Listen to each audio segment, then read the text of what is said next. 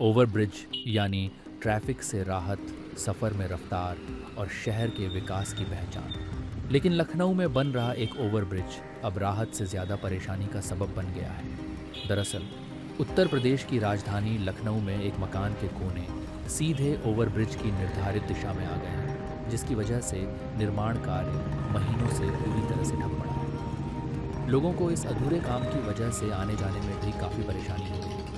उनका क्या कहना है, सुनिए। ये कम से कम 6 महीने हो गए इसको काम रुके हुए। ये प्रशासनिक तंत्र का पूरी तरह से फेलियर है। इसको कहिए कि जब तक मुआवजा नहीं दिया गया और काम चालू कर दिया गया, ये केवल मुआवजे के कारण यहाँ पे काम रुका हुआ है और प्रशासनिक तंत्र का पूरी तरह से फेलियर है। ना तो यहाँ सर्विस रोड बनाई जा रही है, ना तो नाली बनाई जा रही है और ना ही इसका फ्लाईओवर का काम आगे बढ़ाया जा रहा है। ये ओवरब्रिज का काम रुकने से कितनी आबादी है जो प्रभावित हो रही है? यहाँ कम से कम 5 लाख आदमियों की आबादी है यहाँ पे। यहाँ से लेकर के मौंदा तक ये पूरा, यहाँ से कम 15 कॉलोनियाँ, तो यहाँ पे आपको केवल 1 किलोमीटर के अंदर 15 कॉलोनियाँ मिल जाएंगी। उसके आगे मौंदा कम से कम यहाँ से 15 किलोमीटर आगे तक जाएंगे, वहाँ तक की कॉलोनियाँ सफ़र कर रही हैं। काम रुकने से क्या कुछ समस्याएं यहाँ पर देखने को मिल रही है? काम रुकने से महिलाएं, बच्चे हैं, ऑफिस है, कोई समय पर पहुँच नहीं पा रहा, मरीज नहीं पहुँच पा रहे हैं। वहीं मकान का कोना फंसने से कई महीनों से निर्माण कार्य रुका हुआ है। अफसर अभी तक मकान मालिक को मुआवजे के लिए राजी नहीं कर पाए हैं। फिलहाल जिला प्रशासन इसका हल तलाशने में जुटा है।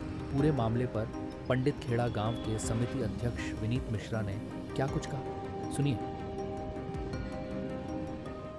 लगभग ये 1 साल हो गया है, 1 से 14 महीने हो चुके हैं। 14 महीने से काम रुका हुआ है। काम केवल मुआवजे के विवाद को लेके रुका हुआ है। सरकारी तंत्र है, कई बार हम लोग हर जगह पे अपनी गुहार लगाए, पता चला कि एलडीए से इसका नक्शा भी पास है। अब एलडीए और जो हमारा तहसील है, इस मामले में ये पूरी हमारे क्षेत्र की 5 लाख की आबादी सफ़र कर रही है।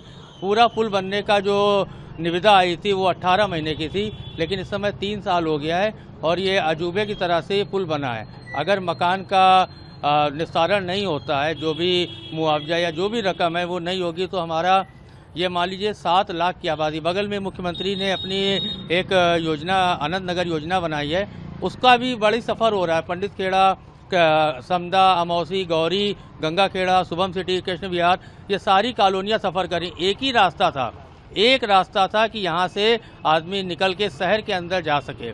इस रास्ते में भी ये स्थिति है कि कम से कम अगर बच्चे स्कूल जाते हैं, बगल का स्कूल है, 2 घंटे लगते हैं।